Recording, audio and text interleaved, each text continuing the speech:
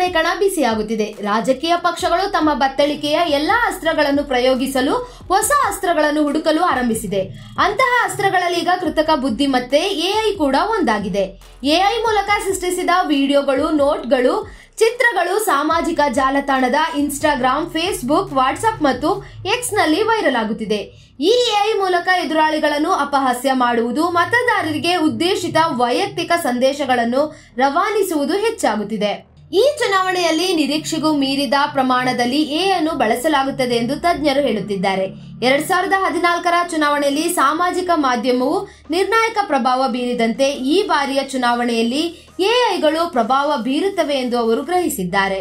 ಈ ವರ್ಷದ ಆರಂಭದಿಂದಲೂ ಬಿಜೆಪಿ ಮತ್ತು ಕಾಂಗ್ರೆಸ್ ಸೇರಿದಂತೆ ರಾಜಕೀಯ ಪಕ್ಷಗಳು ತಮ್ಮ ಅಧಿಕೃತ ಇನ್ಸ್ಟಾಗ್ರಾಂ ಹ್ಯಾಂಡಲ್ಗಳಲ್ಲಿ ಕನಿಷ್ಠ 4 ಸಂದರ್ಭಗಳಲ್ಲಿ ಎಐ ಮೂಲಕ ಸೃಷ್ಟಿಸಿದ ಮತ್ತು ತಿರುಚಿದ ವಿಷಯಗಳನ್ನು ಹಂಚಿಕೊಂಡಿವೆ. ಈ ರೀತಿಯಲ್ಲಿ ಸೃಷ್ಟಿಸುವ ಅಥವಾ ತಿರುಚುವ ವಿಷಯಗಳನ್ನು ಡೀಪ್ ಫೇಕ್ಗಳೆಂದು ಕರೆಯುತ್ತಾರೆ. ಪ್ರತಿಸ್ಪರ್ಧಿಗಳ ವಿರುದ್ಧ ಅಪಪ್ರಚಾರಕ್ಕೆ ಈ ಡೀಪ್ ಫೇಕ್ಗಳನ್ನು ಹೆಚ್ಚಾಗಿ ಬಳಸಲಾಗುತ್ತಿದೆ.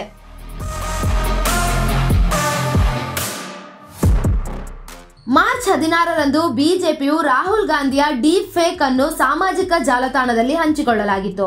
ಅದರಲ್ಲಿ ನಾನು ಏನೂ ಮಾಡುವುದಿಲ್ಲ ಎಂದು ರಾಹುಲ್ ಗಾಂಧಿ ಹೇಳಿದ್ದಾರೆಂದು ಹರಿಬಿಡಲಾಗಿತ್ತು. ಇತ್ತೀಚೆಗೆ ಬಿಜೆಪಿ ಮತ್ತೊಂದು ಡೀಪ್ ಫೇಕ್ ವಿಡಿಯೋವೊಂದನ್ನು ಹಂಚಿಕೊಂಡಿತ್ತು. ಅದರಲ್ಲಿ ಎಎಪಿ ನಾಯಕ ಅರವಿಂದ್ ಕೇಜ್ರಿವಾಲ್, ಬಂಗಾಳದ ಮುಖ್ಯಮಂತ್ರಿ ಮಮತಾ ಬ್ಯಾನರ್ಜಿ ಹಾಗೂ ಸಮಾಜವಾದಿ ಪಕ್ಷದ ನಾಯಕ ಅಖಿಲೇಶ್ ಜಾಧವ್ ಅವರ ಧ್ವನಿಯನ್ನು ಎಐ ಮೂಲಕ ಮರು ಸೃಷ್ಟಿ ಮಾಡಲಾಗಿತ್ತು.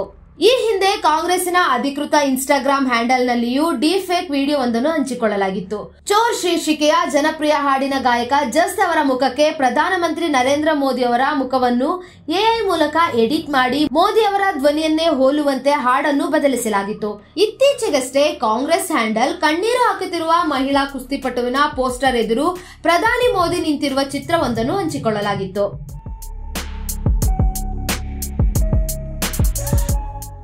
ಫೆಬ್ರವರಿಯಲ್ಲಿ ತಮಿಳುನಾಡಿನ ಪ್ರಮುಖ ವಿರೋಧ ಪಕ್ಷ ಎಡಿಎಂಕೆಯ ಅಧಿಕೃತ ಹ್ಯಾಂಡಲ್ ಪಕ್ಷದ ವರಿಷ್ಠೆ ಜೆ ಜಯಲಲಿತಾ ಅವರ ಧ್ವನಿ ಸಂದೇಶವನ್ನು ಹಂಚಿಕೊಂಡಿದೆ.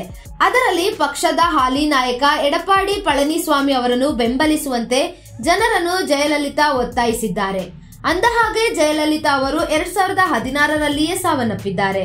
ರಾಜಕೀಯ ಪಕ್ಷಗಳು ಮತದಾರರನ್ನು ಓಲೈಸಲು ಮತ್ತು ಪ್ರತಿಪಕ್ಷಗಳ ವಿರುದ್ಧ ಅಸಹನೆ ಸೃಷ್ಟಿಸಲು ರಾಜಕೀಯ ನಾಯಕರು ಅಭ್ಯರ್ಥಿಗಳ ಧ್ವನಿಯ ರೀತಿಯಲ್ಲೇ ತದ್ರೂಪು ಆಡಿಯೋಗಳನ್ನು ಸೃಷ್ಟಿಸಲು ಎಐ ಅನ್ನು ಬಳಸುತ್ತದೆ ಎಂದು ನಿರೀಕ್ಷಿಸಲಾಗಿದೆ. ಅಭ್ಯರ್ಥಿಗಳು ತಮಗೆ ಮತ ನೀಡುವಂತೆ ಒತ್ತಾಯಿಸುವ ಪೂರ್ವ ದಾಖಲಿತ ಸಂದೇಶವನ್ನು ಹೊಂದಿರುವ ಕರೆಗಳನ್ನು ಕಳಿಸುವುದು ನಮಗೆಲ್ಲರಿಗೂ ತಿಳಿದಿದೆ.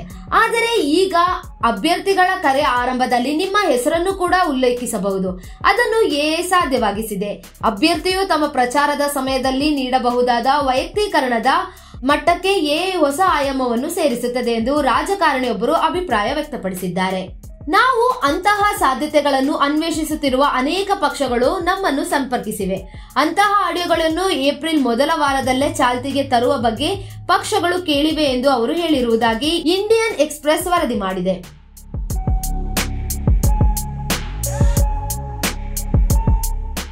ಈಗಾಗಲೇ ಚುನಾವಣಾ ದಿನಾಂಕ ಘೋಷಣೆಯಾಗಿದೆ. ಚುನಾವಣಾ ಆಯೋಗವು ನೀತಿ ಸಂಹಿತೆಯನ್ನು ಜಾರಿಗೊಳಿಸಿದೆ. ಆದರೆ ರಾಜಕೀಯ ಪಕ್ಷಗಳು ಎಐ ಮೂಲಕ ರಚಿತವಾದ ವಿಷಯಗಳನ್ನು ಪ್ರಚಾರಕ್ಕೆ ಬಳಸುವ ಬಗ್ಗೆ ಆಯೋಗ ಯಾವುದೇ ಕ್ರಮಕ್ಕೆ ಮುಂದಾಗಿಲ್ಲ.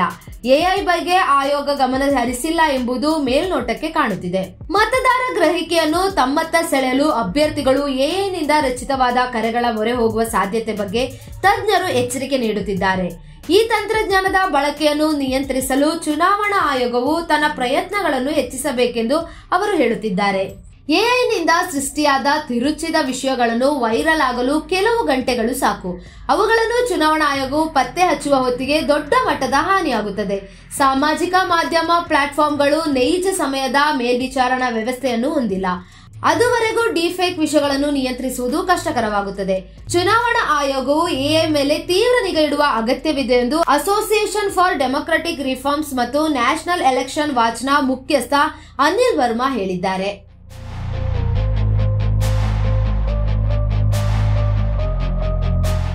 ಎಐ ರಚಿಸಿದ ವಿಡಿಯೋಗಳನ್ನು ಲೇಬಲ್ ಮಾಡುವುದು ಮತ್ತು ವಾಟರ್ ಮಾರ್ಕ್ ಮಾಡುವಂತಹ ತಂತ್ರಜ್ಞಾನವನ್ನು ಪರಿಚಯಿಸುವ ಬಗ್ಗೆ ಕಂಪನಿಗಳು ಮಾತನಾಡಿವೆ. ಅವುಗಳ ಮೂಲಕ ಡಿಫೇಕ್ ವಿಷಯಗಳನ್ನು ನಿಯಂತ್ರಿಸಬಹುದು ಎನ್ನಲಾಗಿದೆ. ಆದರೆ ಇಂತಹ ವಿಷಯಗಳನ್ನು ಹರಡಲು ರಾಜಕೀಯ ಪಕ್ಷಗಳು ವಾಟ್ಸ್ಆಪ್ ಅನ್ನು ಬಳಸಿದರೆ ಅಲ್ಲಿ ಯಾವುದೇ ನಿಯಂತ್ರಣ ಸಾಧ್ಯವಿಲ್ಲ ಎಂದು ಹೇಳಿದ್ದಾರೆ. ಒಟ್ನಲ್ಲಿ ಎಐ ಮೂಲಕ ವಿಷಯಗಳನ್ನು ಸೃಷ್ಟಿಸಿ ಪ್ರಚಾರ ಮಾಡುವುದು, ಜಾಹೀರಾತುದಾರರು, ರಾಜಕೀಯ ಪಕ್ಷಗಳು ತಾವು ಯಾವ ಉದ್ದೇಶಕ್ಕೆ ಎಐ ಬಳಸುತ್ತಿದ್ದೇವೆ ಎಂಬುದನ್ನು ಬಹಿರಂಗಪಡಿಸುವ ಅಗತ್ಯವಿದೆ ಎಂದು ಮೇಟಾ ಹೇಳಿದೆ. ಅಲ್ಲದೆ ಫೇಸ್ಬುಕ್, ಇನ್ಸ್ಟಾಗ್ರಾಮ್ ಮತ್ತು ಥ್ರೆಡ್ಗಳಿಗೆ ಬಳಕೆದಾರರು ಪೋಸ್ಟ್ ಮಾಡುವ ಎಐ ರಚಿತ ವಿಷಯಗಳನ್ನು ಲೇಬಲ್ ಮಾಡಲು ಉಪಕ್ರಮಗಳನ್ನು ಕೈಗೊಳ್ಳಲಾಗುತ್ತದೆ ಎಂದು ಮೇಟಾ ತಿಳಿಸಿದೆ. ಅಂಜಲಿ, BN TV, ಇದು ನಿಮ್ಮ ಧ್ವನಿ.